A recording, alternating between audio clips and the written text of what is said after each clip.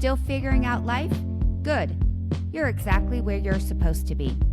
I'm Mary Choi Kelly, PhD, mom, leadership coach, and C-suite veteran with 30 years of helping leaders thrive. On this podcast, Fresh Out and Figuring It Out, we give young adults the mic so they can share their stories and everyone listening can understand who they truly are and what's on their minds. We're also showing the real side of young men, one that defies stereotypes, so that we can rewrite the story together and help every young adult, both men and women, grow into confident, compassionate leaders who know their worth and lead with heart. Follow the show. We're figuring it out together, one story at a time.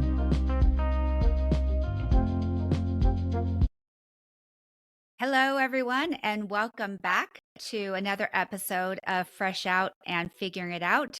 We have another really fun episode for you, and my guest today is Micah Bowens. Before I go into introducing him a little bit, we're going to jump in with a would you rather question because life is all about choices, and we begin every episode with a question. So here we go. Are you ready for yours? Ready. All right. Would you rather have unlimited energy or unlimited time? Well, first of all, thank you for having me. I think, I'm going to say unlimited time. That's like the one thing you can't get back is time, whether it went to good use or not. You know, you can always drink an energy drink. You can always sleep, but you can never get the day back. Definitely time is probably one of the most important things in our life. I always say that the greatest gift that we can give people is our time. So let me introduce my guest. I actually looked your name up, Micah, and just the accolades and everything that I read about you is so impressive. You are a 3-year football letter winner at Bishop Gorman High School. You were rated a 4-star recruit by ESPN and ranked as the number 219 overall prospect, number 8 dual threat quarterback. Half of this stuff I don't even understand. Number 32 player in the region and number 2 prospect in Nevada by ESPN. So for the guests listening, if you haven't figured it out, Micah Bowens was a football player.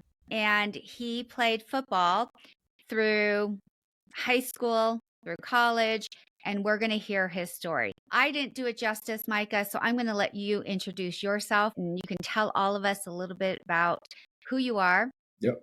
Well, born and raised in Las Vegas, middle child of 5. I have 2 older sisters and 2 younger brothers. I was playing sports. I mean, it's the earliest memories I have. As long as I can remember, I've been playing sports. I played pretty much every sport except for hockey. Hockey and lacrosse I never got to try, but pretty much everything else. So lifetime athlete. Football ended up being the one that stuck with me. That was sort of, the most enjoyable for me, even though I was pretty good at all the other ones too. I went to Bishop Gorman. For the people who don't know, Tell us a little bit about Bishop Gorman because it's pretty well known in Las Vegas, of course. I don't know how well known it is outside of Las Vegas. Yeah, so private Catholic high school, in my opinion, the best school in Vegas.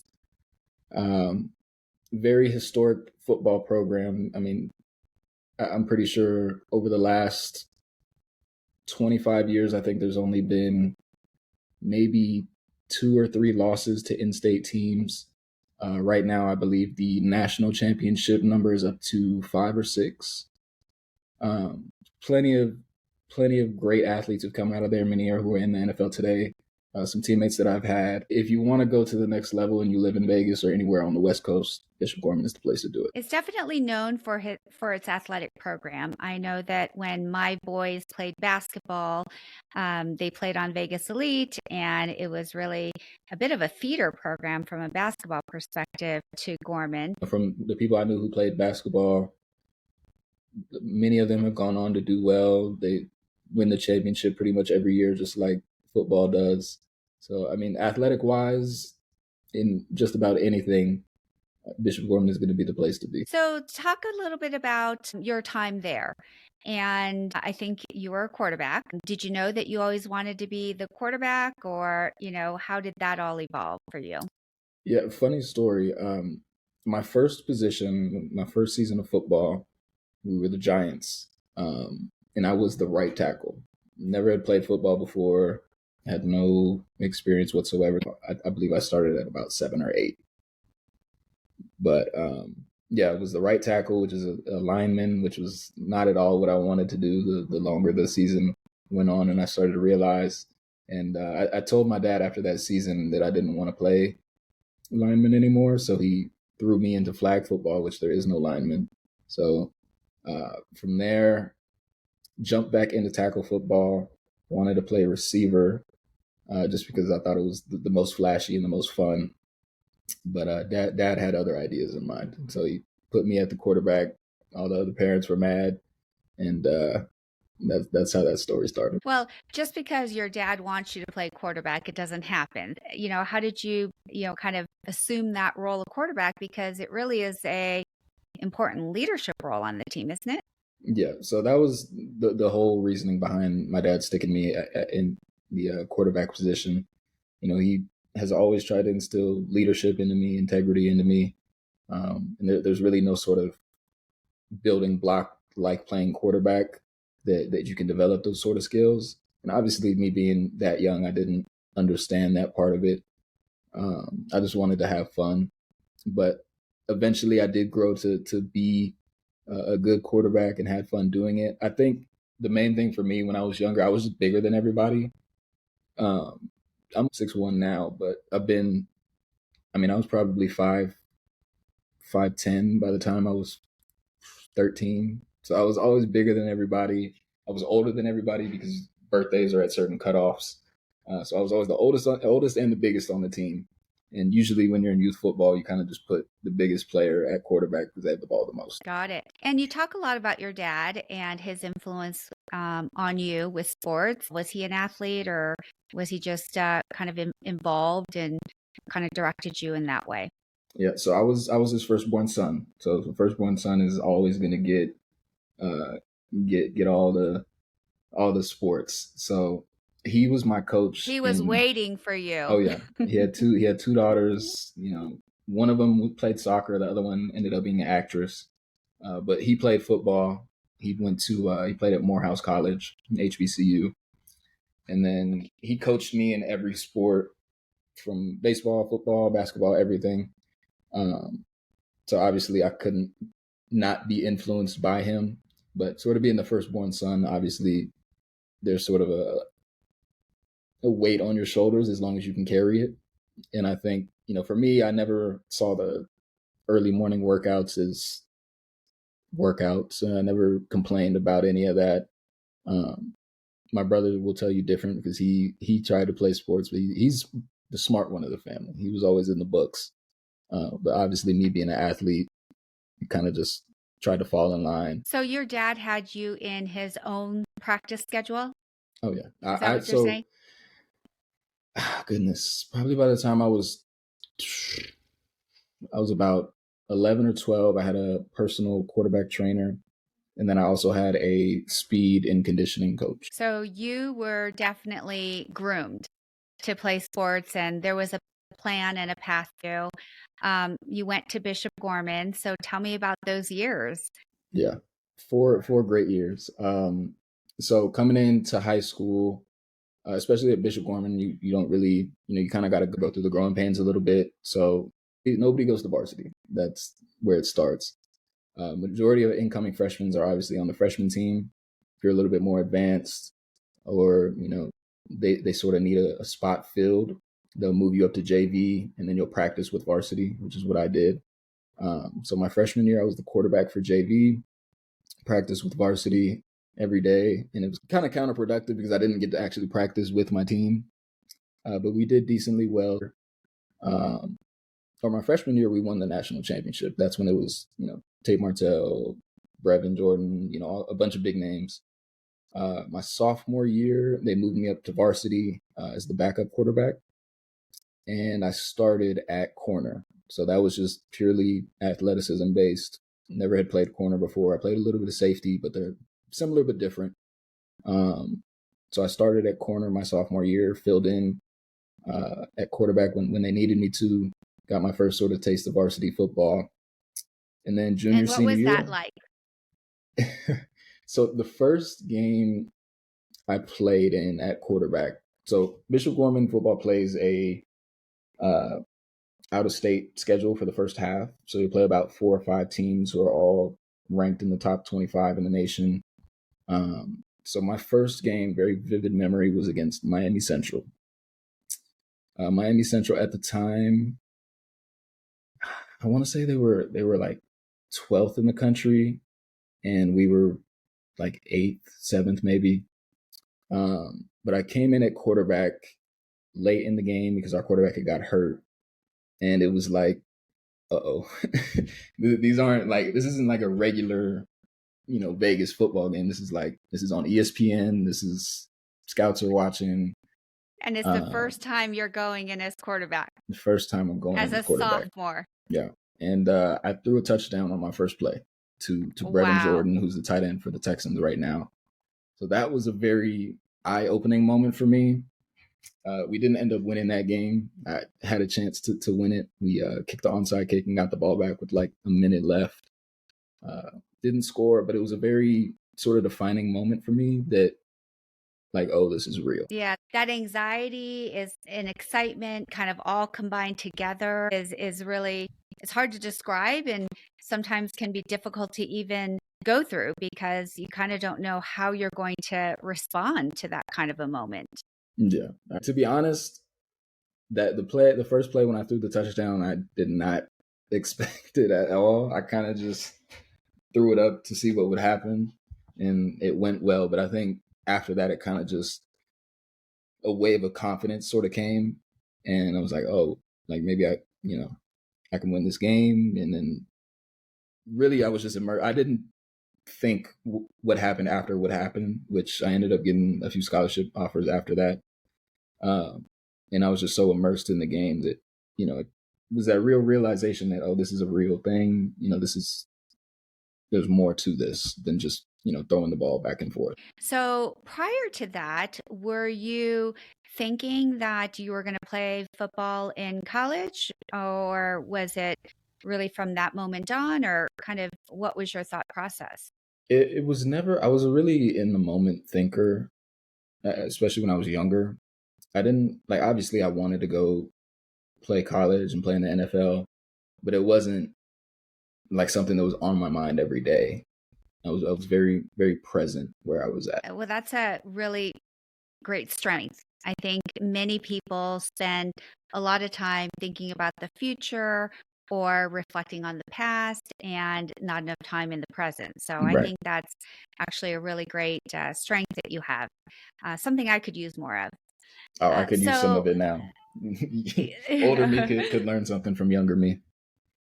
We all can. So I kind of interrupted. So that was your sophomore year, your Yep. first time in a big game situation, realizing, wow, this is a real thing. And then came back to Gorman, junior year, senior year. Kind of what was that whole experience? Yeah, that's sort of where everything really blew up for me, was sort of that the off season going into my junior years when I got the majority of my scholarship offers. That was the point where it's like, okay, you're at the helm now. This is your team. What happens with the team is going to fall on your shoulders. And it's time to start thinking about college and what we're going to do. I ended up committing in February of my junior year. So that's early. Yeah, really early. Didn't really, and this we can talk about this too. Didn't really give it the thought that I should have. But yeah, junior year for me was huge. Set all types of records. Won the championship. Lost one game that year. And then senior year was kind of like we're coasting. and trying to stay healthy for college. Those are incredible memories. I mean, to have that kind of an experience with any team. I've watched my boys play sports, nothing at that level, no matter what the level, to watch your kids play and do something that they love. And, I always joke, parents say, well, it doesn't matter if you win or lose. And I'm like, no, it actually kind of does. It really it's does. much more fun when you win. Nobody likes to lose. Nobody likes to lose. As a parent, you don't want to see your kids lose. You want to win. So that's just got to be an incredible experience that you had and a memory that you'll have forever. Absolutely. So I'd love for you to talk a little more about the recruiting process and why you say maybe you would have done things a little differently looking back, because it's something that not everyone knows how to handle when they go through it because it's all new. Mm-hmm. Yeah. So recruiting now is a lot different than it was when I was going through it, just because of, NIL and all the money that's involved in it now. For me, I'm riding the high horse at this point. I'm winning a bunch of games. Scholarships are coming in every few days. I'm taking visits. And so I ended up committing to Penn State, which is in Pennsylvania. Heavily snows. And me being from Vegas, I don't know what I was thinking. I've seen snow maybe 3 times in my life. But that was sort of I would say the first grown-up decision that I made was going to Penn State. I didn't really tell anybody beforehand. I didn't, ask for anybody's advice. I took a visit down there. I loved it and was just like, okay, we're going to commit. And then what did you love about it? What made you just say, okay, this is it for me? If anybody's seen the whiteout game before, then they know. But essentially, 110,000 people all wearing white against a top 10 team. They played Ohio State that game, but it's just the atmosphere really brought me in. And then Coach Franklin, who's their head coach right now, he's a very good talker. So they knew how to recruit. They brought you to the right game. They showed you all of the dreams of what it could be and how amazing it is, the allure and the glamour and all of that fun stuff. Put the family on a party bus from the house to the airport, and then from the airport to our hotel. There was food everywhere, snacks, gifts, all sort of all the goods. They were very convincing. Right. So my dad's birthday's in February. I committed either late January or early February, but the reason I committed then, one, I was sort of decided at that point, but two, the family had planned to make a video talking about my dad, with past experiences, memories, why they're grateful for him, all that sort of stuff. And in my video was my commitment. So that was the last video that played. I wanted it to be a surprise to everybody, and they played it at the dinner. So that was my gift to my dad. Wow. So your dad didn't know? No idea. Until Nobody he got knew. that video. Wow. Nobody knew. Oh my gosh, I could never keep that secret. Yeah, my sister is the one who put the video together. I told her, don't watch my video, because I wanted everybody to be surprised. Okay. What is it, if you were to do that again, what is it that you would have done differently? Yeah, I think the main thing, I would have took my time. That's the main thing. I committed very early. February of 2019 until I got there in September of 2020. So I was committed for over a year. And then, like I said, I didn't really lean on anybody for advice. I didn't ask people that I knew who were already in college. I didn't, talk to my family about it.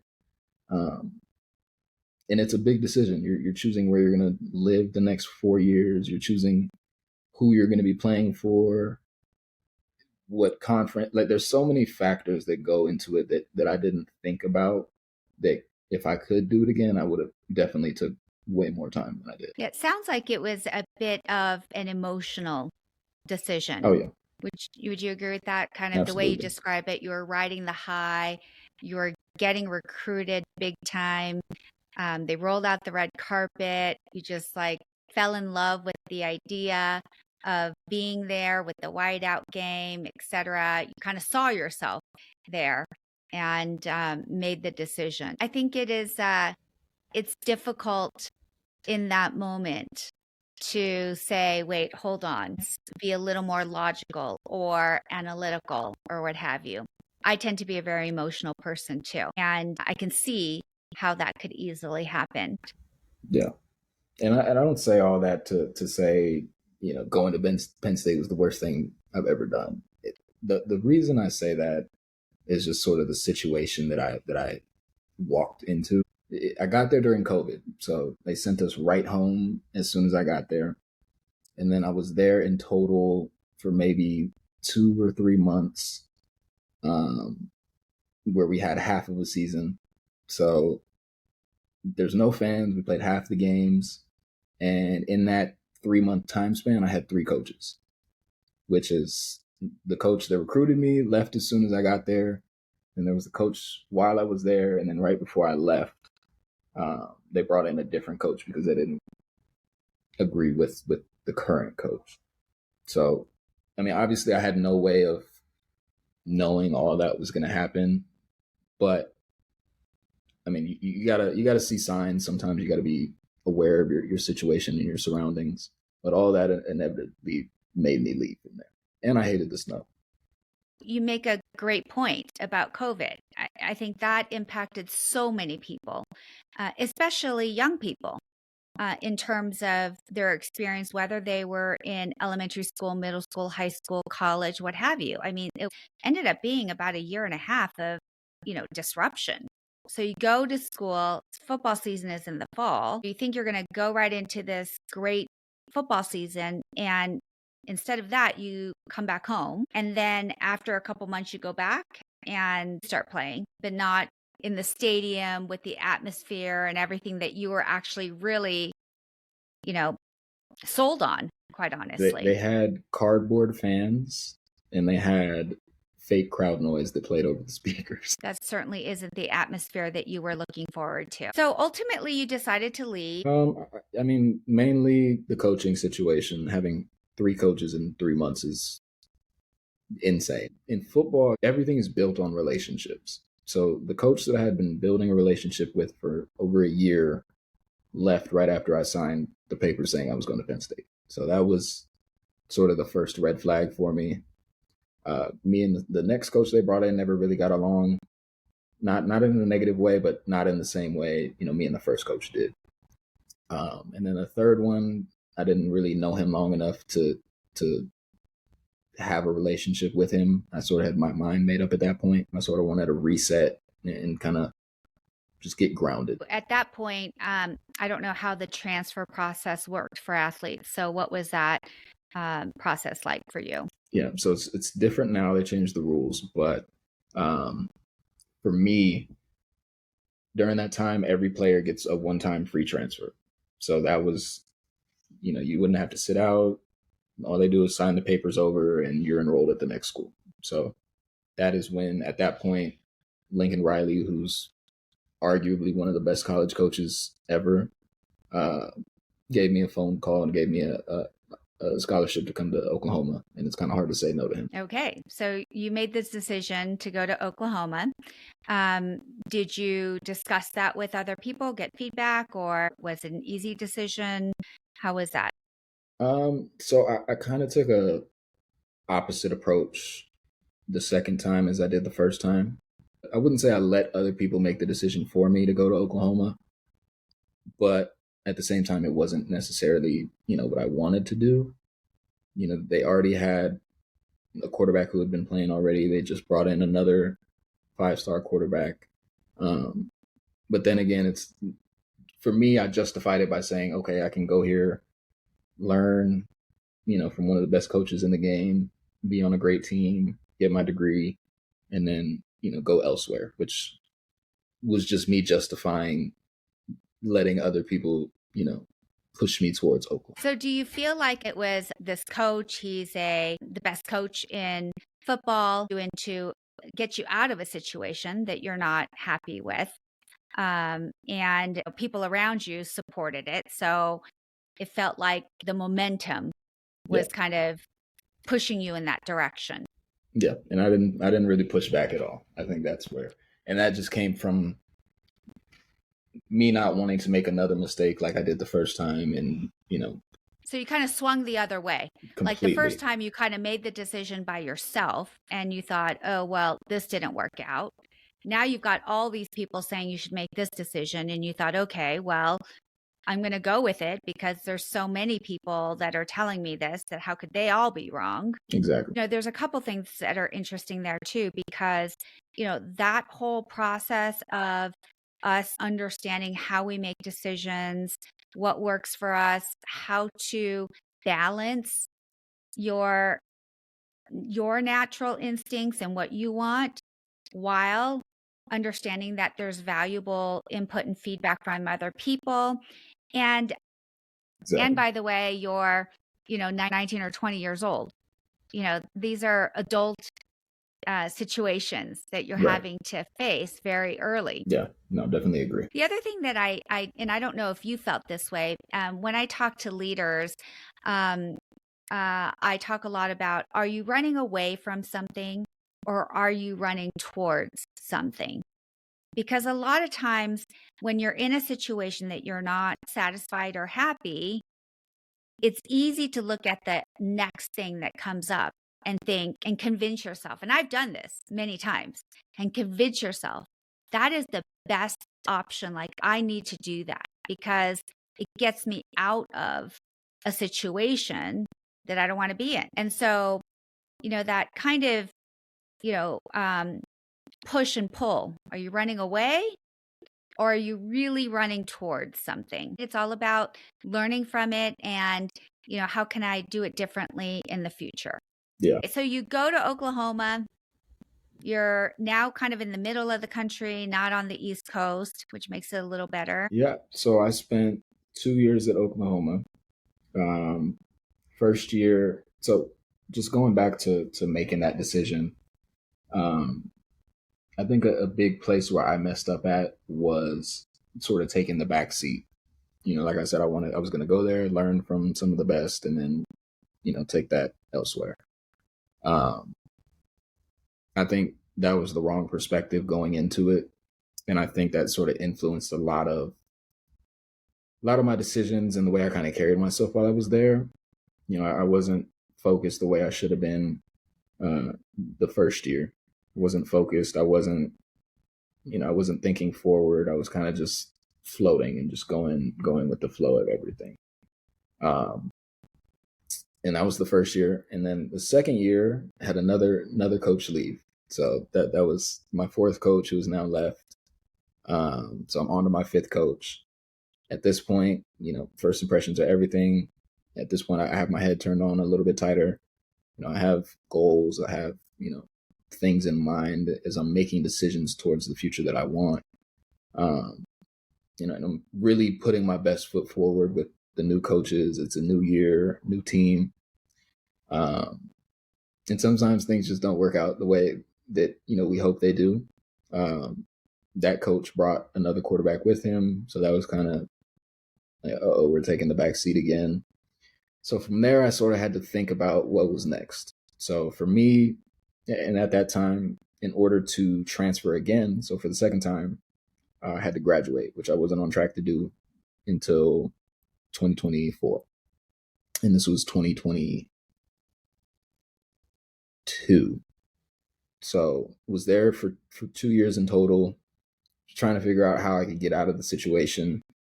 So what I ended up doing was changing my degree to interdisciplinary studies, which is essentially a build your own degree sort of thing.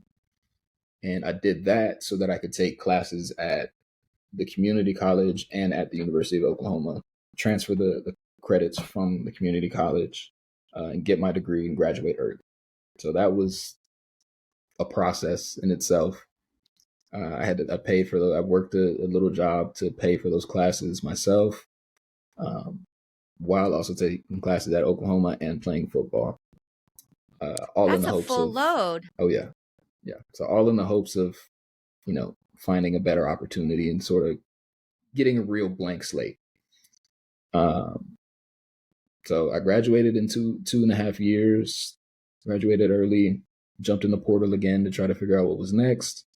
And then I found myself at UNCC, University of North Carolina, Charlotte. So you were a football player at Oklahoma, going to a junior college and taking classes at both schools. And what I know about college athletics is that it's a full-time job, just being an athlete. So how did you manage all that?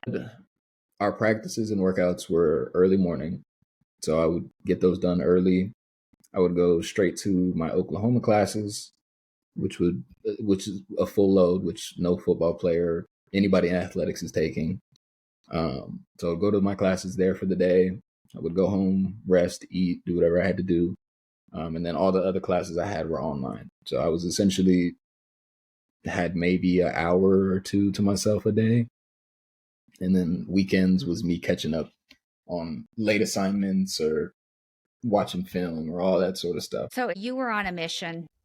Yep. And, you had a plan that you were going to figure out how to get yourself in the best situation so you can continue to play football to the best of your ability in a program that you were that would serve you the best.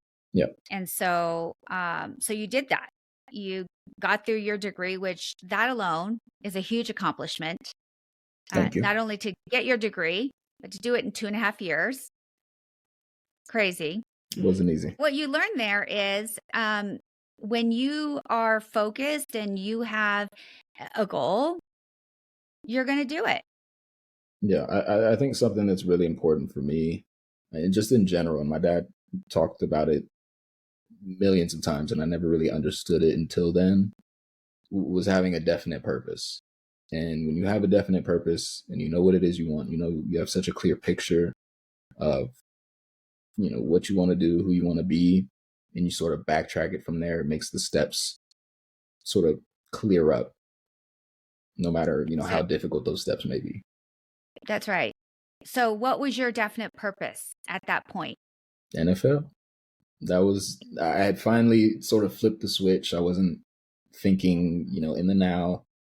I was thinking, for these next 2 years, I'm going to be setting myself up so that I can get drafted and, live the life that I've always dreamt of. So it wasn't a childhood dream. You weren't thinking about that at 10 years old or at Gorman when you were the quarterback or when you got recruited to Penn State. It was really after a couple steps that didn't go your way where then you said, okay, now I know what I really want to do. Yeah. I mean, it was in the back of my mind, but it wasn't the most important thing to me. What was really important to me was that I was, enjoying what I was doing. And you and I spoke about it. For me, I was having fun. It wasn't practice or, oh, we got to drive 6 hours to go play this game. Like, none of it felt draining. I could spend, all day on the field, then go watch film and then go work out. There was nothing about the process up until college for me that felt like a drag. Yeah. So when you were playing football up until college, you did it because you really enjoyed it. So tell me what changed when you went to college. I mean, clearly there were things that came up that were out of your control that you couldn't ever plan for or expect. But beyond that, what was the shift that you experienced from how you looked at football in high school versus how you looked at football in college? Yeah. So, I mean, in high school, it was all fun. We would, you're with people that you've known since you were kids. You're, all growing up now. You're going to practice. It's not hard. Like, obviously, there's hard parts about it. Like the workout may be hard or practice might be hot one day. But at the end of the day, you're with people that you've known forever. You're doing the thing that you love to do. And for me, it never felt, difficult. It was always fun to me. And then when I got to college, there was a real genuine shift of, what it felt like. And that's when I learned that college football is more a business than it is, just fun or a sport that you play. And that goes all the way down to, everything you do, the fans see, or, every rep you take at practice, the coach is watching. And it's just, you have to look at it from a perspective of these people are running a business. So if you're not performing, or you're not doing this, or you're not doing that, to put them in that best position, then, they're going to look a different direction. So that was you're replaceable. You're Yeah. you're dispensable, right? And many of these schools, and I think the schools that you went to especially, are really, really big profile schools for football. And I think football probably funds a lot of things for those schools, right? Absolutely. I mean, it's building new parts of the school. It pays for every other sport. Majority of sports, and this is not a knock to other sports, majority of other sports lose money every year, which is made up for by football. It runs so deep. Like, above the coaches is, the athletic staff, and then above them is the ownership, and then behind them is the donors, and then it just keeps on going and going. That, you may have one conversation that reaches 10 different people that you didn't even know about. You didn't even know their name. So how did that impact you personally? Yeah, it kind of just, I wouldn't say I don't love football anymore, but I would say that it's not the same to me. Like, now, being 2-3 years removed from football, I don't watch football every weekend. I haven't been to a game in, goodness, I don't even know. It just really took the passion, I think, out of it for me. And, everybody has a different experience in it. For me, it wasn't the same. It sounds like you played the game because it was fun, you're enjoying yourself, and then you get into this environment where it's a business and decisions are being made, and they're being made to benefit a lot of other stakeholders. And it's less about the players and your experience. Okay, so you get to North Carolina. You are now clear about what your goals are for the next couple of years. And Okay, North Carolina Charlotte is a group of 5, which is not a lower division, but sort of a lower standard of football. Regardless, there was a coach there who, I had tons of conversation with. This decision, I felt that I was grown up enough to make on my own. And you learned from the other decisions that you made. I spoke to people whose opinions I valued. I sort of juggled a few different options, and ended up going there just because I felt it aligned with, from the situation I was coming from, it aligned closer to, getting me to where I wanted to be. And, at that point, I'm running out of eligibility. I have 2 years of eligibility left. I graduated, and this is now my 3rd school. So, it was an opportunity that, I was grateful for. I had a clear sense of purpose, knew what I wanted to do. So I got there. Everything was going well. I meeting with academic advisors. I'm meeting with people to, plan for after football, just because I'm thinking more into the future now. And then fall camp is sort of like the defining moment right before the season where, like, what your team is going to be made of and who it's going to be made of. And the last practice right before fall camp started, I pretty much tore my hamstring off my leg, which obviously I couldn't play that season. So it was like a uh-oh moment for me. The scary thing about a sport like football is always that injury. It is such a physical contact sport. And, for you to have played as long as you did and not have a major injury is probably, a huge, blessing, right? Yeah. So what's going on until your... I wasn't. So everything, everywhere, all at once. That point, I have no idea what to do. I kind of shut out the world at that point. I didn't really want to talk to anybody. I just wanted to just be. And I think that was a very low moment for me, because it was the first time that I had a real direction and was taking steps in that direction. It was the first time I had that. And, I haven't been hurt my entire life. And now all of a sudden I'm out for the season. At the worst time possible. The worst time possible. It couldn't have been when I didn't care about football. Right. I know now, looking back, you can probably hear it. If someone would have told you this in the moment, you may have had a hard time. Things do happen for a reason. I don't know if you feel now, looking back, that you can say there was a reason or not. I'm wondering what your reflections are. I think, and this is something that's really been a focus of mine this year, is my faith. I got baptized in December. So since then, I've sort of made it a pillar of my life. And I think a really important thing that I've learned and have a full understanding and grasp of at this point is that everything happens for a reason, even if we don't know that reason yet. It could have been protecting me from something. It could have been leading me down a different path. Our plan isn't his plan. And I think that was something that I really didn't understand at that point, but have a really good grasp of now. And so if you would have to share today, do you think there is a reason for that? Or is it still a reason that you feel has not been, revealed? I could give an answer for both, really. I mean, everything that happens, whether it's a piece or a whole, it plays a part in something. I could say it kept me away from football to protect me from this relationship, or, it kept me away from something worse than an injury. And I could say it's a part of, the life I live now. Everything to me has been a lesson, something to learn from, something to grow from.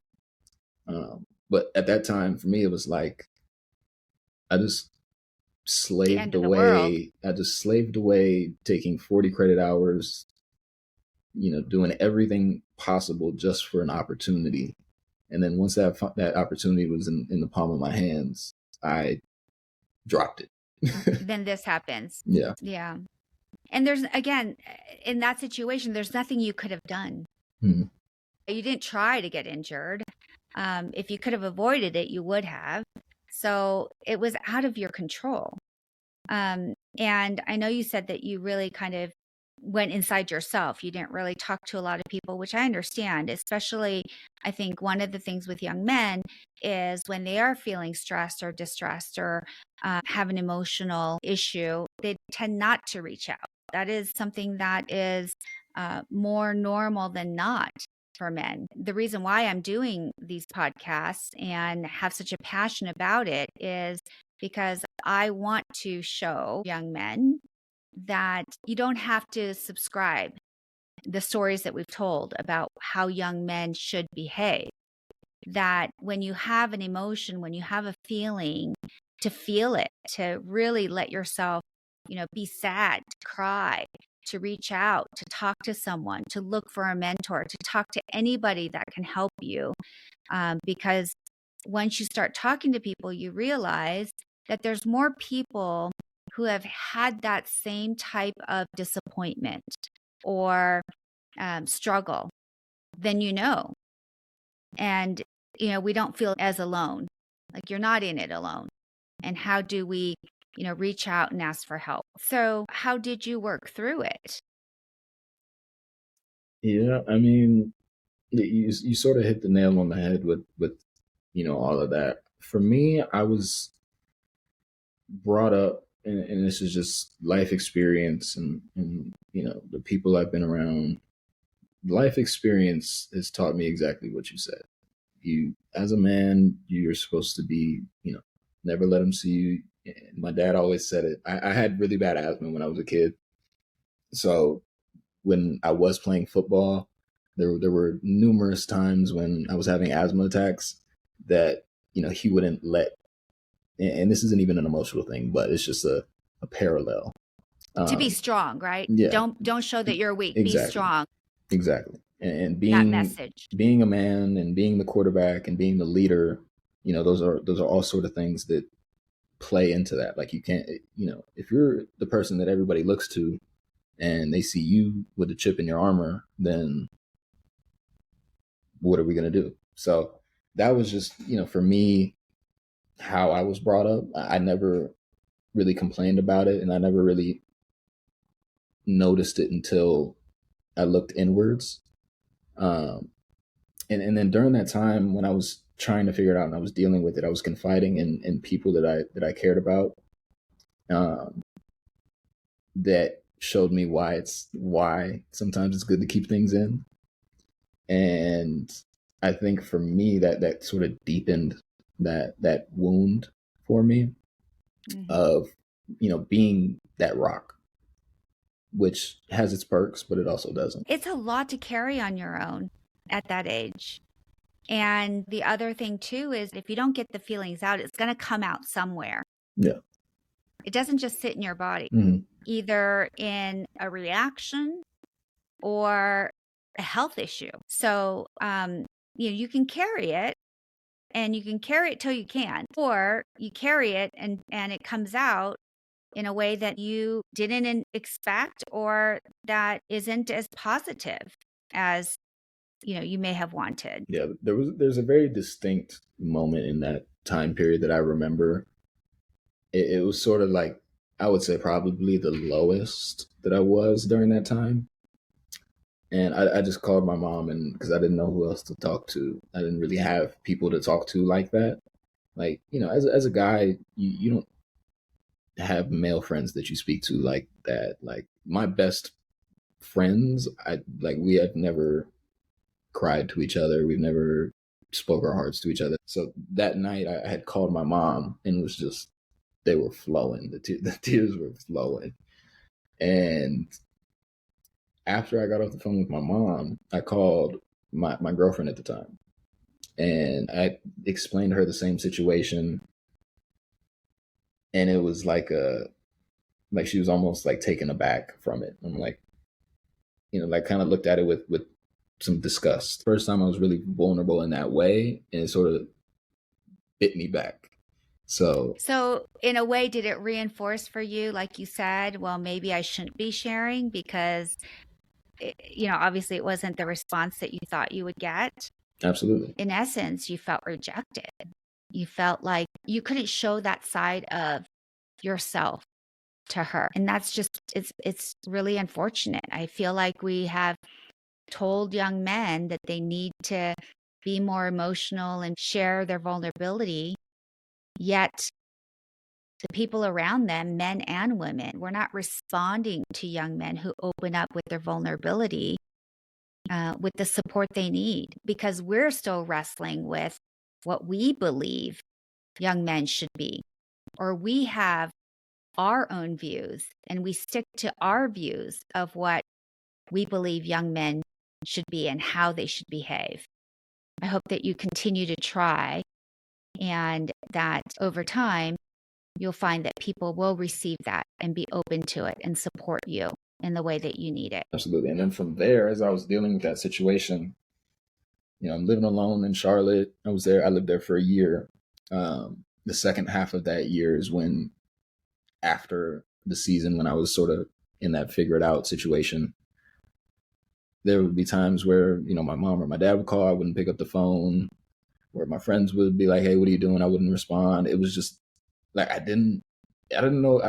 Looking back on it now, it's almost like embarrassment for the situation that I was in, to the point where I didn't want to even talk about it. I tried to ignore it all as much as possible. Well, talking about it makes it real, and then you have to explain it and relive it. And, it's a natural response to feel like, okay, I made these decisions. I followed this dream and it didn't work out. Well, it didn't work out the way you had planned. Doesn't mean that it didn't work out. I think that thing that's really hard in life is no matter what you do, you're going to get judged. You're going to get judged if it works out. You're going to get judged if it doesn't work out. So one of the things, and it's hard, it's still hard, even if you know that, in your head, it's still hard to have to face it and talk to people and, tell a story that isn't, a story that you want to tell. Exactly. What you need to know is you had the courage. You had the courage to follow this dream, to take these moves, to take risks and stumble into situations that you weren't expecting and have some struggle and challenges. I always tell my kids that I think failing early in life and often is actually one of the best things you can do. Agreed. Because there's the consequences are far less severe, right? And that muscle and that ability to really learn from that and to get back up, because it really is about how do you respond. It's so much less about what happened. It's how do you respond? What are you going to do? And how do you recover? And so when you build that muscle, you really do build resilience and you understand how you respond to failure, what you can do differently and better, and how to grow. We only grow when we make mistakes. We don't grow when everything goes great. I mean, it feels great, but that's not when we learn and grow. Yep. Agreed. I do want to react to kind of what you said about male friends and not having, maybe serious conversations or sharing your emotions, etc. And I think that is, again, another established pattern that most young men follow. Do you see that differently now at all? I don't know. Yeah, it's something I sort of think about. At this point in my life, I mean, I'm 24. I had a million friends when I was in high school. I have maybe 4 or 5 now. Those 4 or 5 friends that I do have were friends for a reason, whether it be, things we went through together or whatever the case may be. But I don't ever really see it. It's a hard bridge to gap when, emotions are in play and it's not a relationship built on emotion. It's built on, oh, we played football together, or oh, we did this or that together, or we just live 5 minutes from each other, so it makes sense. And I think that's a very common thing for men. And then just me personally, I don't not have a lot of friends because I can't make friends. Like if I wanted to make friends, I can make friends. But for me at this point, obviously relationships are important, but I don't have the time or the energy to be like, hey, what are you doing? Oh, okay, that's cool. You want to go to the movies or something? Like that's not on my agenda right now. Mm-hmm. Yeah. I think as you tend to get older, I think your friends do shift. I think it's about the quality of your relationship, not the quantity. I think that is somewhat natural. In a high school environment, of course, you've got the whole football team, 50 people or whomever that are all your, good friends, right? And then it changes as your life changes.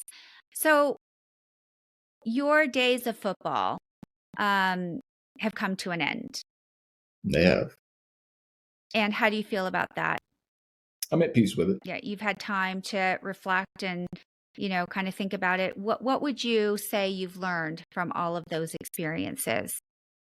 I can think of a million things. I mean, most importantly, everything happens for a reason, which we spoke about. I think that's a super important thing. I think it also taught me how to navigate life a little bit better. I think it was a really big step for me in terms of, my adulthood. When it comes to, relationships, whether professional or personal, whether it's, having a goal, having a plan. It taught me a lot about how to be an adult in this world. And what would you say that is, being an adult in this world?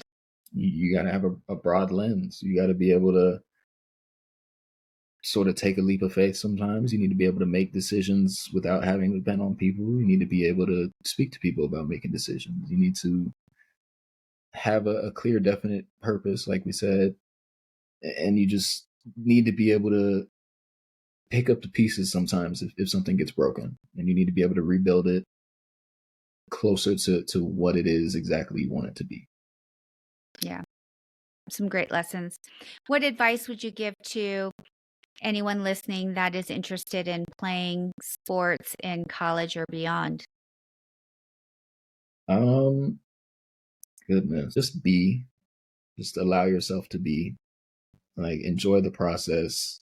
It's not going to be easy. It's going to be very, very difficult. And, whether it works, whether it doesn't, you're going to learn something about yourself. You're going to learn something about others, and you're going to learn things about life that are going to carry you for as long as you'll be able to remember. But yeah, just be where your feet are, but also have the ability to look outwards. Don't be afraid to, ask for help. Don't be afraid to lean on others. Yeah, I would say that's the main message. Great. And enjoy Those are it. great points. Enjoy the process. So what is going on with you now when you look forward? Life. What does life for Micah look like now? I pay bills. I have responsibilities, all that sort of stuff. All the stuff that people probably don't want to hear. All the adulting. Yeah, the adulting that comes with it. Yeah. But yeah, so I've been, when I left football and was sort of in that figuring it out process, along the way I got my health and life insurance license. So I've been doing that for about a year now, about a year and a half. And I enjoy it. I get to help people. I get to work from home. Do I see myself doing it forever? Not exactly, but everything is a stepping stone or a lesson or something to carry with you. So what do you think you want to do? It's a great question. It's really hard for me to say, just because, and I think this is a common theme for athletes, especially ones who, went a long way with it. All I ever knew from the time I was 5 to the time I was 21, 22 was football. So I'd never had time to see what else I enjoyed, what else interested me. I would say 90% of athletes don't care about what degree they're getting when they go to college. And I was one of the 90%. Well, I think what you're saying is you don't know right now. You're probably exploring that. You definitely don't have to have it all figured out right now. So you're right where you should be. And, are you more open to getting feedback, asking for help, looking to create more of a network, etc.? I'm open to it, yes, but it's something that I've been working on a lot recently, really. Is being more open to those sort of connections, because it's just so ingrained in me to, figure it out on my own. Like, even going back to when I graduated early, like, I was the one, I didn't speak to an academic advisor. I was the one who figured out what classes I needed to take here, what classes I needed to take there, how they were going to transfer, if it was going to be enough for me to graduate. Like, I did all that on my own. And that's just, like I said, it's ingrained in me to figure it out. And I think, as I'm getting older, I see the importance of being able to lean on people. And I wish that was something I, started doing earlier. Because I speak to, really nobody from when I was in college. And that's my own fault. And I think, who's to say how much more it would have benefited me or pushed me forward if I did build those relationships and nurtured them. Well, you can always start now, because it's never too late. I'm right? trying. And I think what you will learn is that when you do reach out to people and ask for help, and I've experienced this, 99% of the time, people will respond with a yes.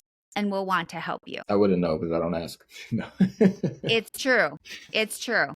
People want to naturally help others because there's a sense of giving back. And why not?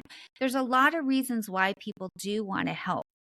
And especially people that are in my era, right? Like we're in the point in our career where we get greater fulfillment and joy from helping other people. So there's a lot of people out there that will be there to help you. And because there's a lot of people that will be there to help you, I think the most important thing that you can do is become very clear about what you would like them to do for you. If it is, would you introduce me to XYZ? I'm very interested in knowing more about what you do and what your career path was like. I'd love to just learn from how you navigated your career. How did you make the decisions that you did? What do you love about what you do? What do you dislike about what you do? Because a lot of what you're going through, I think, is eliminating things too. Eliminating things is a really big part of the equation to say, you know what? I've learned pretty quickly here, I don't like this. I realize that I'm not very detail oriented. If I have to look at a spreadsheet all day, and not interact with people, that's not something I want to do. Or maybe it is something you want to do, right? But to talk to different people and just get an idea of what is it that you do. That's asking for help. Doesn't sound like it, right? But it's asking for help because it's helping you. Yep. It's helping you figure out, is that something I'd like to do or not? Right. Okay. And if you like it, then hey, do you know anybody that might be hiring? Do you know anyone that would be willing to work with me to learn more about that? Do you have any referrals in your network? Could you put me in touch with somebody that does this? If you start making a list of the people that you know that are in your network, and this includes your mom's friends, it includes your sister's friends and people they know. It includes a whole list of people that who do I know? And who do they know? Because that's when your list just starts multiplying. Right. So that simple thing of just asking people, what do you do? What do you love about what you do? What do you not like about what you do? Do you know anybody that does this? I'd love to learn more about what this job entails. That is what real networking actually is. Networking is not going on LinkedIn and connecting with people. I think a lot of people have confused LinkedIn with networking. If somebody that I actually know called me and asked me, I would more than happily spend 30 minutes, an hour, whatever amount of time that they wanted to learn more about what I do or people that I know that might be able to help them. I do it all the time. Definitely a lot to think about. I see. Something I'm learning. It's funny because there was a job I was interviewing for over like the last month and a half or so, and they just sent me an email this morning that they went a different direction. So at first I'm like, oh man, like I put that much time into it for it not to go the way I was hoping. But then I took a step back, and I think this just has to do with the growth that I've made. But I took a step back, and I was like, this is a process I've never really had to go through before. Like I've never had to get hired for a job. I've never done job interviews. I've never reached out to people in 4 different departments to speak to them about this one role. And when I took that step back, I'm like, okay, this is just all part of the process. And, I put my best foot forward, with my interviews and doing everything I can to show my interest. But then there's things I don't know. So at this point, it might be a no right now, but it's, I picked something up here or I picked something up there that, I'm going to be able to carry with me for whatever situation or whatever job or whatever the case may be. Well, and that is the right attitude because you've never done it before. You interviewed with multiple people, so you made it through several stages in the process, which means having not done it before, you did a really good job. Yeah, I was one So of the you should last be 4 people. so you should be very proud of yourself for that. And the other thing that I would say is if you haven't already, I would follow up with another email that says you really enjoyed the process, you learned so much, you really, think that the company is, doing great things or whatever that you took away. And to say that if in the future there were other opportunities, you would be interested. Already did. And that was something else I picked up. It's fantastic, right? So those are all good steps. Going through an interview and learning how to manage an interview, how to stay relevant to what's going on today, and to put yourself out there and to practice is great experience. Agreed. Everything takes practice. And that was like my first few interviews were horrible. Were so bad. But they're uncomfortable. They're totally uncomfortable. It was like I've had a bunch of interviews for football my entire life. I could get on the microphone and talk all day about football. And it's like when you start asking me about what your salary expectations are, or why do you think this company is the best fit for you? I'm like, huh? But it's all, and I can't be upset with myself for not getting the job because there's things you don't know what you don't know. Yeah, you really don't. And you don't know what situation they're in when they make that decision. And when I asked for feedback about my interview process and all of that, the main piece of advice they had for me was, even if you don't have questions, have questions. And always ask a question. That's absolutely right. Yeah. And I think one of the best questions that you can ask is, what would success look like for somebody taking on this role in the first 90 days? Well, you did all those right things. So you just have to keep doing that. Yep. Next opportunity will come. It definitely will. You're on the right path. So let me ask you some questions that I ask all guests. What's one stereotype that you've heard about young adults your age that you'd like to dispel? Oh, goodness. I feel like young adults fit very well into stereotypes. And I can't speak for everybody. For me, I don't care what it looks like on the outside. And I think just in terms of, the world is so social media focused and, everybody wants to portray some persona or some aspect of their life that's not even close to true. I think for me personally, I don't care about that. I post on social media maybe once every 3 months. I couldn't care less. So the stereotype is that all young people are posting and presenting an image of their life. Yes, and social media. Mm-hmm. Okay. What are the 3 most important things you look for when you consider a job, company, or career? 3 most important things. I would say number 1, who you're surrounding yourself with. So whatever that team consists of, I think is really important because, if you're not working towards a common goal, nobody's going to be successful. 2, I would say longevity. Do you see yourself being there for a long time? Do you see it being something you want to do forever?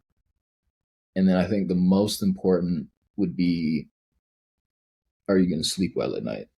Like, do you genuinely endorse and are you proud of what you're doing? Is this something that, you want to be able to pass down to your kids someday? Is this something that, somebody asks what you do and you're excited to say it? I think that's the most important one. Great.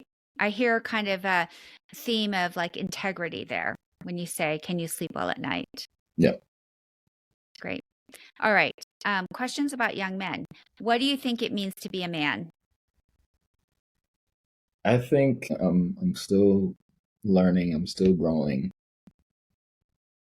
I think sometimes it's okay, and this may be controversial. I think sometimes it's okay to be the villain. Sometimes you need to be the person somebody is mad at or the person that, not everybody likes, because not everybody can see the full picture. Sometimes, you have people you care for, you have people you love, you want to shield them from certain things, even if it may be at the detriment of yourself. Got it. Thanks. What do you think it means to be masculine? To be masculine, I think, like I said, being strong, being able to wear that armor, but also being able to take it off when you can or when you need to.